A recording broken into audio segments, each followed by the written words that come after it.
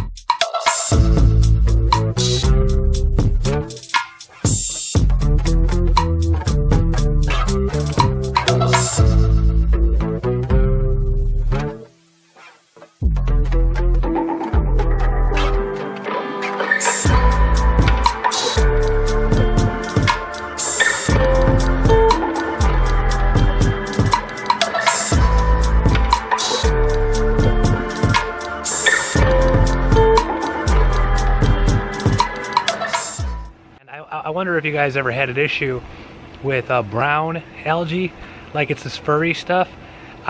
It clogs up the filter like crazy and it's nuts. But anyways, I'm doing a half water change. It's about 79-80 degrees right now in Cape Coral, Florida, so I can get away with that.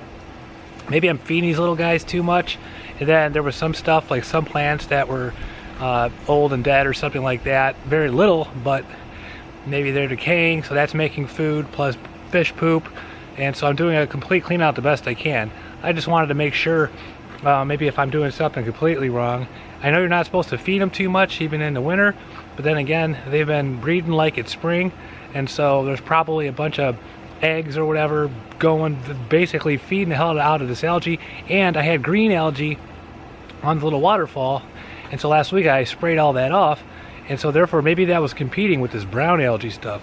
I don't know. It's hard to explain. I said I'd post every single day, and unfortunately this is what I'm doing today. But in the future, when I figure this pond stuff out, you know, that's a good revenue generator. But it's a good opportunity to see the fishies, I guess.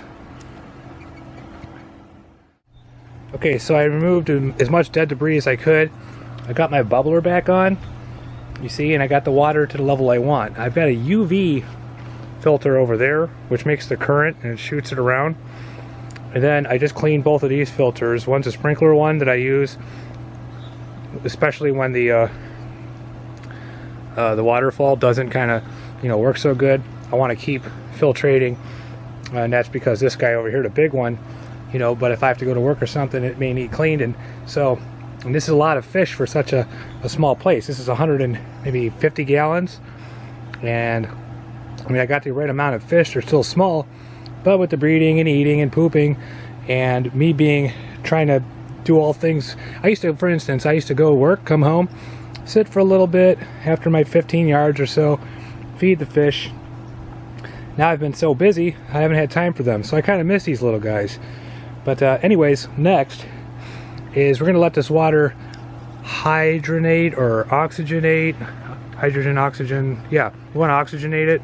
So what I do, number 2, I think that'll get, with that little bubbler right there, if that ever comes on, there we go. I don't know if you can see, but that's my waterfall. So see, that goes down into the water, it's going to oxygenate it. We're going to have to, because after I put in the dechlorinator really quick, actually let me get back to you after the dechlorinator, I'll show you what I do. So I use this stuff, right? One capful will do this whole pond. I use about a half capful. So I'll toss that in there, and that means we got the chlorine out. I wanted to let it go for about a good 20 minutes and start oxygenating first, because a little bit of chlorine in the city water is already kind of affecting the algae. And I look for these fish to see if they gasp for air or anything. See, this stuff here is the devil. Pond algae relief. It's meant for when you have hardly any algae going on. But we all know in ponds you get it, especially because sunlight and all that. But this stuff, I'm always hesitant to use. But I'm going to put a teeny little bit in, but not yet. I'm super hydrogenating the water, or oxygenating the water the best I can, and it's going to take a little bit. It was already hydrated pretty good, but then you also had the fish pee and fish poop and all the other crap, so I took out water and I cleaned the bottom. And so now with that fresh new water, it's not oxygenated enough, at least not in my opinion. Okay, so my little system. I've got my garbage picker-upper, but not the one I use for lawn service. It's one just for the pond. And I pick up little twigs and stuff and little things. And then of course, we got your little pond cleaner doohickey to get stuff. I take this bucket, I get 1 gallon, I put it into this 5-gallon piece of crap Lowe's bucket, because I don't like Lowe's. And then that goes down here, then I just kick the sand around when I'm done. Yeah, but anyway, see this guy? This is their hide or under thing. Now this is a temporary pond for them, unless if I can't get all my business back, then this will be their pond until I could find a home for them in a few years when they get gigantic, but like a foot each. And I think the iridescents grow too damn big. But anyways, nice bunkins. For now, they all hide underneath here when they're bored. Well, the thing is, I've been letting this sit out for a while, because in the water, it's hairy. And see, now all that hairy stuff, it's dying, because I'm letting it dry in the shade.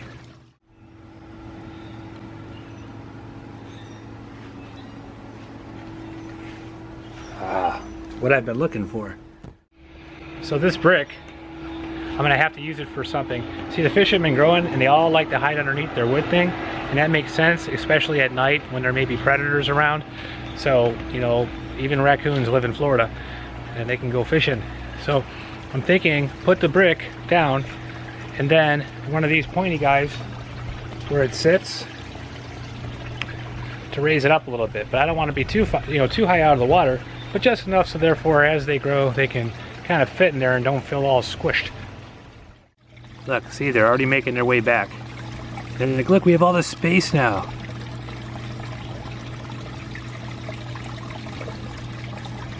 Yeah.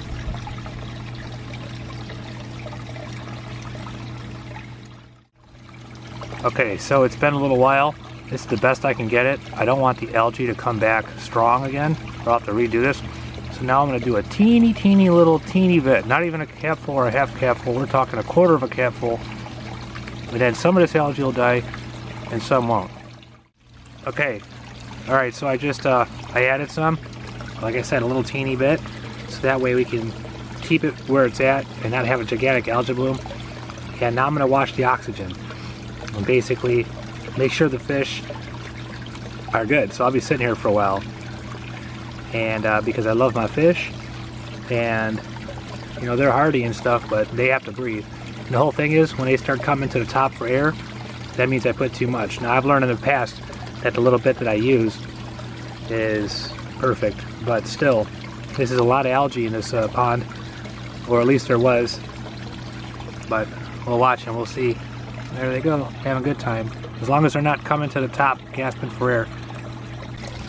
Also, like, the cool thing about, you know, disrupting the bottom and then using that little skimmer thing is the UV filter. Once that algae is floating around, some of it, it goes in there and it dies. So I always have a UV filter.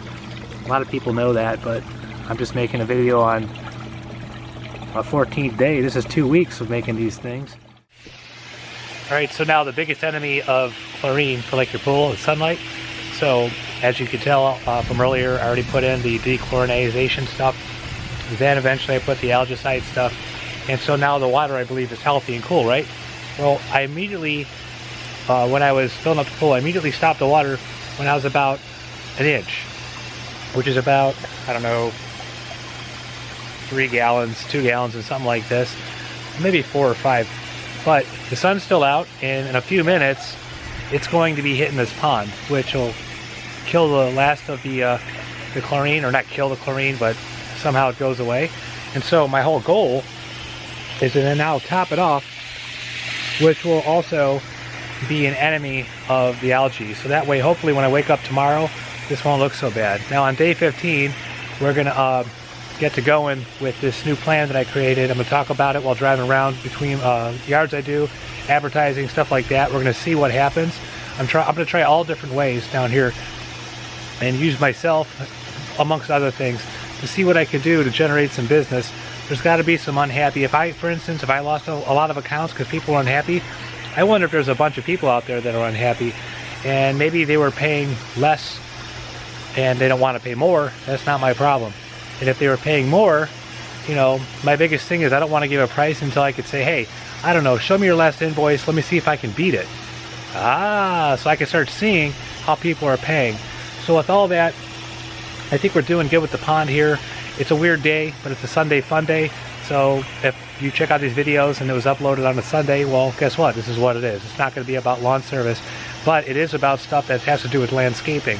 I'm learning the pond stuff, but I'm learning it through experience, research, and understanding of what can come and go in my area, Southwest Florida. People have different ways of doing things where ponds freeze and blah, blah, blah. You know, a lot of people get coy for a pond like mine, and I'm like, those people are nuts, you know. So I'm looking at the temperament, the growth rate of Chebunkins and stuff like that. That's going to be something I'll kind of look into a couple years from now to install different kinds of ponds, but I'm nowhere close. I'd rather learn. So anyways, without any further ado, thanks for checking out Tiki-Gene's place.